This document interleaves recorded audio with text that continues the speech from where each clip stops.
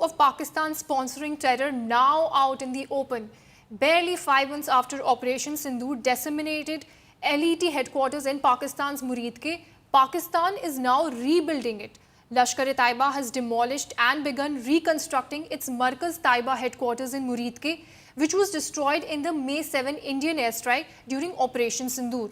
The terrorist group is channeling state funds and diverting relief meant for flood victims to rebuild its terror infrastructure. India targeted and bombed Pakistan's Lashkar headquarters in Muridke on May 7. The strike targeted 3 core buildings used for cadre accommodation, weapon storage and training facilities. Only skeletal remains of structures were left standing, making the site unusable for the group's operational needs.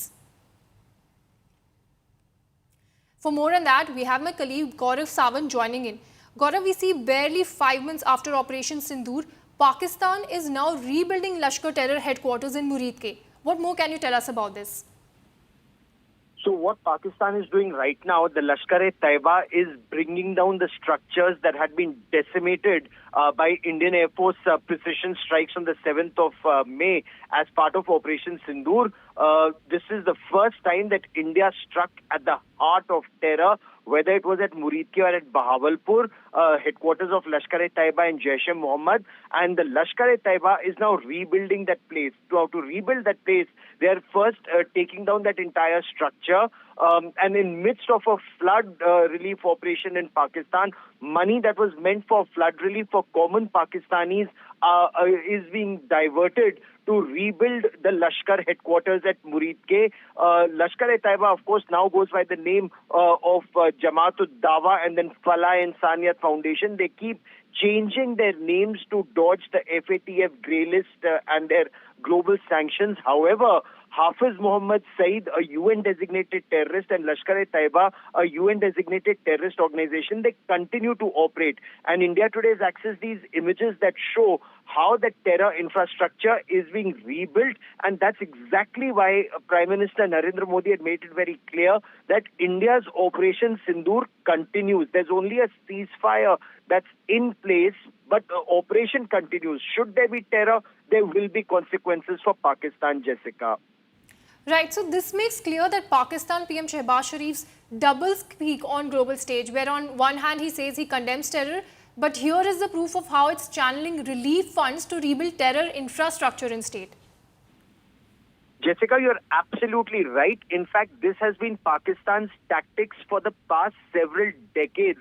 From the time that General Ziaul Haq started radicalizing the Pakistani society, from the time every prime minister, people like Benazir Bhutto, late Benazir Bhutto, she was subsequently assassinated by terrorists, but she also encouraged these radical elements and fueled terror in Jammu and Kashmir, as did Pakistan Army throughout. So whether it's Shahbaz Sharif or Nawaz Sharif or Benazir Bhutto, there is no difference. It's the Pakistan Army that continues to use terror as an instrument of state policy. It remains to be seen whether after Operation Sindoor they will still dare to do it. Because do keep in mind that despite Pakistan a nuclear weapon state and China assisting Pakistan, China is a nuclear weapon state, India is a nuclear weapon state, and this was the first time in global history that 2 nuclear weapon states went virtually to war using long-range missiles, and India was able to decimate Pakistan and force them to come to a ceasefire table. If this lesson is learned by Pakistan, it will be some time that India will be safe for some time, but then India will have to continue to punish terror till Pakistan realizes that it's too expensive an option to try and bleed India through terror. Right. Thank you so much for joining in, Gaurav.